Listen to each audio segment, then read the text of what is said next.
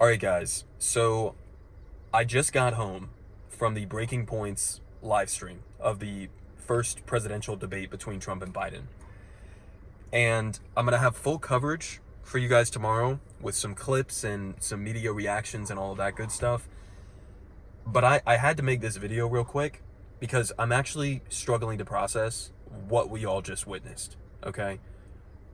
My bar for Joe Biden going into this debate was on the floor. It was almost non-existent.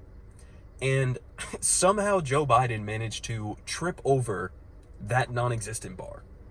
That's how bad this was.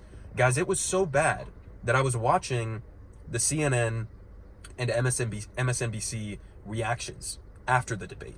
And some of Joe Biden's biggest defenders, his biggest cheerleaders, were almost unanimously admitting that he absolutely collapsed, that his senility was on full display, and tons of them were straight up saying, hey, we got a lot of time until the DNC convention, and maybe you got to swap him out.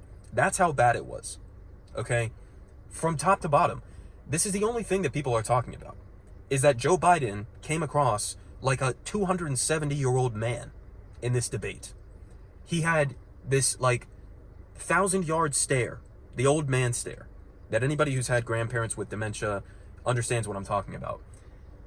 He had this stare throughout the entire debate. His mouth was hanging open. He got lost multiple times. At some points, he just stopped mid-sentence in the debate. It was to the point where it was so distracting how old he seemed that you almost couldn't even pay attention to the moderator's questions or the substance of what he was saying. Now, on the substance, it's not like Trump was killing him. It's not like Trump had a stellar debate performance. Trump just showed up and was relatively normal. I mean, he was lying the whole time, but he was relatively normal. He didn't even bother attacking Biden because Biden was just putting his foot in his mouth the entire time. The entire time. Guys, at this point, it is elder abuse to have Joe Biden still be the Democratic nominee.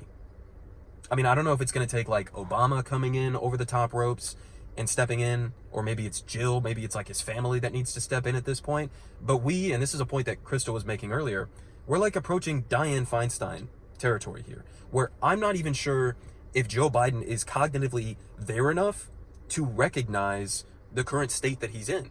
I think if he were to watch back his debate performance from tonight, he may think that he came across totally normal.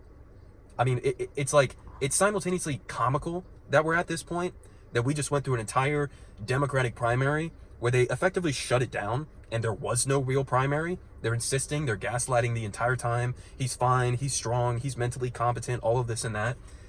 And we just went through all of this. They forced Joe Biden through, and the idea that he's going to be able to finish this campaign, win the election, which, by the way, tonight may have just completely eviscerated his chances of actually winning the election. But the idea that he's going to be able to be the president for the next 4 years? Who are we kidding? Who are we kidding? Guys, again, I'll have more coverage for you tomorrow. This was a shockingly bad performance. Shockingly bad.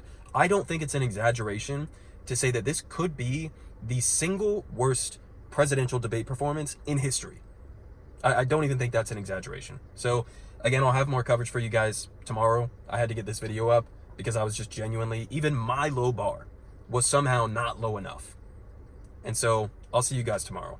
Let me know what you guys think about what the fuck we just saw tonight.